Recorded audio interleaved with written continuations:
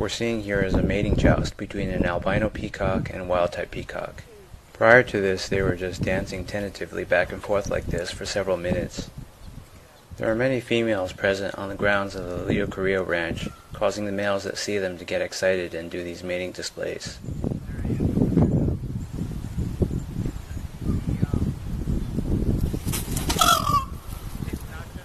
The albino one appears to be the more timid of the two.